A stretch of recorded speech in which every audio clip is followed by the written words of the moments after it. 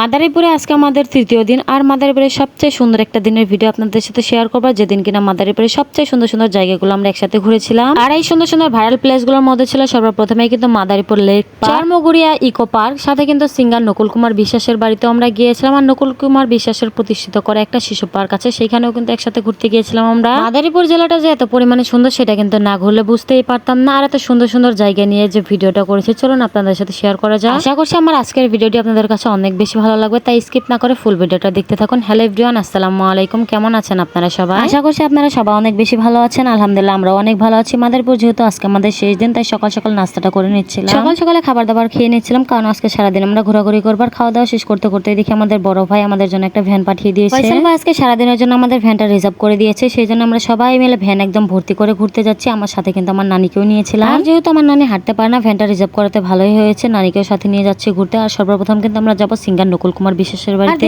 দেখতে কিছুক্ষণের মধ্যেই কিন্তু গ্রামের সুন্দর রাস্তা দিয়ে কিন্তু আমরা চলে আসলাম সিঙ্গার নকুল কুমার বিশ্বাসের বাড়িতে। নকুল কুমার বিশ্বাস কিন্তু এখানে থাকে না, ওনারা নাকি ঢাকাতে থাকে। নকুল কুমার বিশ্বাসের পৈতৃক বাড়ি কিন্তু মাদারীপুরে, সেই জন্য আমরা এই ফাঁকা বাড়িটাতেই দেখতে চলে আসলাম। কিন্তু এই ফাঁকা বাড়িতেও কিন্তু মানুষজন ছিল, যে দেখেন আমরা ঘুরে ঘুরে ভিডিও করছিলাম। এই বাড়িটা কিন্তু দেখতে অনেক পরিমাণে সুন্দর ছিল। বাড়িটা যে একজন শিল্পীর বাড়ি সেটা কিন্তু দেখেই বোঝা যাচ্ছিল। আর বাড়ির সামনে সুন্দর একটা বাগান বিলাসের গাছ ছিল, যেখানে কিনা আমরা অনেক ছবি আর ভিডিও করেছি। বাড়িটা ঘোরাঘুরি শেষ করে এখন আমরা চলে যাচ্ছি নকুল কুমার বিশ্বাস যে শিশু পার্কটা গড়ে তুলেছে সেটাই দেখার জন্য। আর এই শিল্পীর বাড়ি থেকে কিন্তু পার্কটা বেশি একটা দূরে ছিল না, সেই জন্য আমাদের অটোওয়ালা ভাইয়া কিন্তু খুব তাড়াতাড়ি নিয়ে চলে আসলো। আমাদের হাতে বেশি সময় ছিল না, সেই জন্য পার্কটার ভিতরে ঢুকলাম না। পার্কের টিকিট মূল্য মাত্র 20 টাকা ছিল। এখন আমাদের নেক্সট টার্গেট হচ্ছে চারমগুড়িয়া ইকো পার্ক। এই পার্কটার বিশেষ আকর্ষণ হচ্ছে সুন্দর একটা পুকুর, পুকুরের চারপাশে সুন্দর করে ঘিরাও দেওয়া আছে, সাথে কিন্তু কয়েকটা ঘাটও দেওয়া আছে, যেটা দেখতে অনেক বেশি সুন্দর লাগছিল। যেহেতু এই পার্কের কাজটা চলমান আছে, সেই জন্য কিন্তু দেখার মতো কিছুই নেই, শুধু এই পুকুর ঘাটে। আর চারদিকে কিন্তু কয়েকটা ওয়াচ টাওয়ার ছিল, আর সাথে কিন্তু গাছপালা দিয়ে একদম ভর্তি। ওয়াচ টাওয়ার গুলো দেখতে কিন্তু অনেক বেশি সুন্দর লাগছিল। যেহেতু খারাপ দুপুরবেলা আমরা এসেছি, সেই জন্য আমরা আর কিন্তু ওয়াচ টাওয়ারে উঠিনি। তারপরেও কিন্তু আমরা পুকুরের চারপাশটাই ঘুরে ঘুরে দেখছিলাম। এখানে কিন্তু বাচ্চাদের জন্য সুন্দর সুন্দর কিছু রাইডের ব্যবস্থা করছিলাম, মানে এখনো